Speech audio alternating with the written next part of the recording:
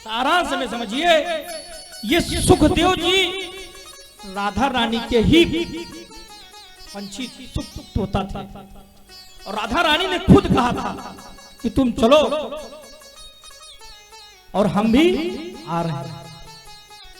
सुखदेव जी के बारे में एक कथा और वर्णन आती है। एक बार नारद बाबा के मन में बात उठा कि हमने सबसे तो झगड़ा करा दिया, सबसे झगड़ा हुआ, लेकिन बाबा भोलेनाथ और माता पार्वती का झगड़ा नहीं। मन में विचार किया और नारद जी भगवान का नाम लेते हुए जब देखा बाबा भोलेनाथ ध्यान मग्न बैठे हुए हैं, तो भगवान का नाम लेते हुए माता जी के पास पहुंचे। अरे श्रीमन नारायण नारायण नारायण नारायण नारायण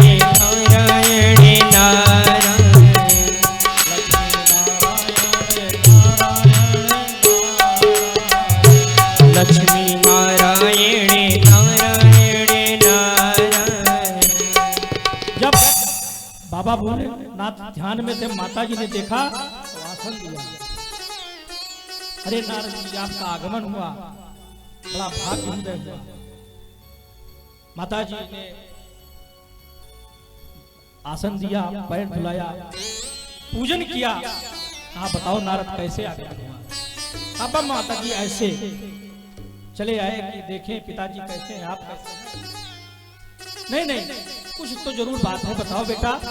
नहीं नहीं, कुछ नहीं माता जी, बस हम ये पूछना चाहते थे कि बाबा आपको मानते हैं? तो कहा यह भी पूछने की बात है।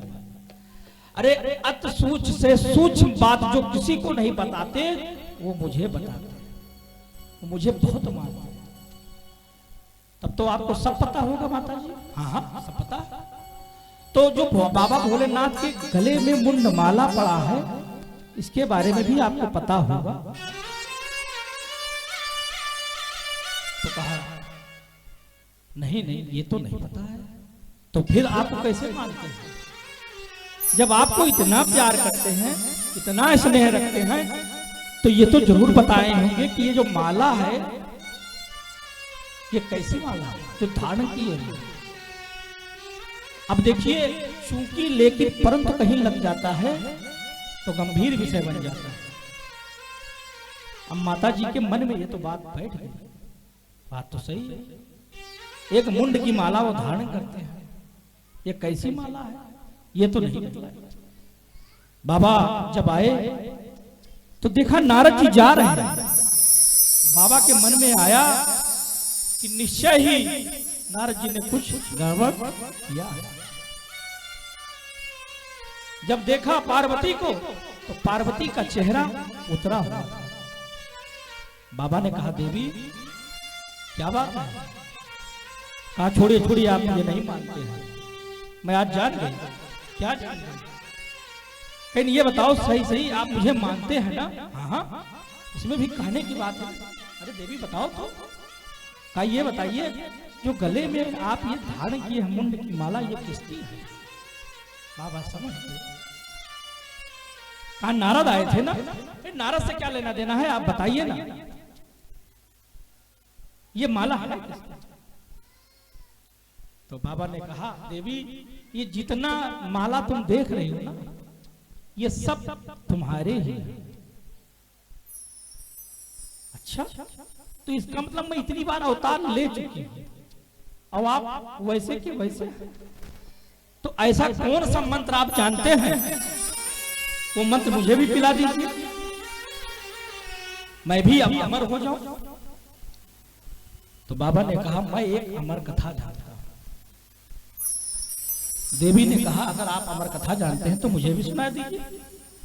जिद किया। बाबा ने कहा अब गड़बड़ है, अगर हम नहीं सुनाएंगे तो घर में उपद्रव हो जाएगा। तो कहा ठीक है देवी चलो। ये अमर कथा कहीं अलग की नहीं कथा, ये राम कथा ही अमर कथा है। रामायण बाबा भोलेनाथ ने पहले ही अपने मन में लिख कर रख लिया। हमने भागवत प्रारंभ करने से बतलाया पहले कि इसमें 4 वक्ता है और श्रीमद् रामायण में 4 वक्ता और श्रीमद् भागवत में 6 श्रोता 6 वक्ता। बाबा ने कहा देवी भागवत सुनाने की कुछ जो अमर कथा है उसके सुनाने की कुछ विध है। हम कथा तभी सुनाएंगे जब तुम हुकारी भरोगे।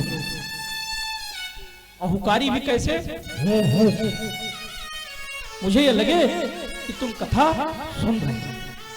जब ध्यान दीजिए, जब बच्चे पहले जिद करते थे तो किस्सा सुनाया जाता था और कहा जाता था कि बेटा किस्सा तो सुना लेकिन हुकारी भरना है।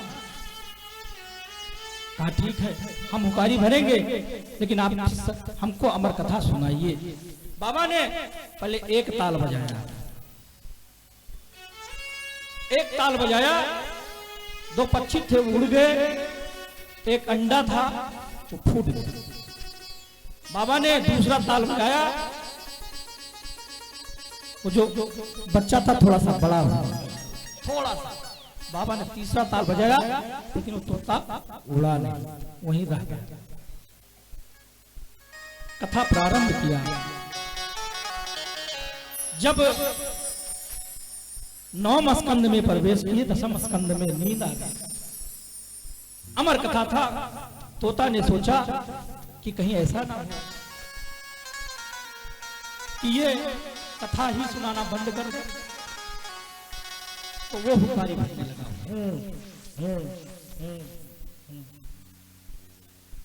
और जब 12वें स्कंद का प्रवेश किया, कथा समाप्ति की तरफ पहुंचा, तब माता ने कहा हाथ तब उधो। और फिर क्या हुआ संभव?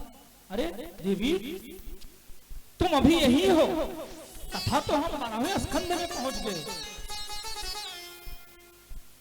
तो कहा मुझे नींद आ गई। तो तुम्हें नींद आ गई तो हुकारी कौन भर रहा था? उसी समय बाबा भोलेनाथ ने अपने त्रिशूल को छोड़ा और जो सुख नाम का पंछी था वो उड़ता उड़ता व्यास जी की पत्नी जमुआई ले रही थी, उनके मुख में प्रवेश कर गया। और जब उनके मुख में प्रवेश कर गया तो बाबा का त्रिशूल वापस लौट आया, क्योंकि बालक और गर्भवती स्त्री महिला का वध त्रिशूल नहीं करता। और बाबा भी यही चाहते थे, क्योंकि व्यास जी ने बाबा भोलेनाथ का बहुत बड़ा तपस्या किया था। शिव पुराण में इसका वर्णन आया, देवी भागवत में भी वर्णन आया है। जब जन्मेजय जी कथा श्रवण कर रहे हैं तब इसका वर्णन आया विस्तार में। हमने आपको सूक्ष्म में कथा श्रवण कराया। क्यों? क्योंकि अब सुखदेव जी को आना है ना, तभी तो कथा ये परोसेंगे बाबा व्यास जी अपने पुत्र को। बाबा 12 मास तक गर्भावस्था में ही रहा, 1-2 मास नहीं 12 मास तक।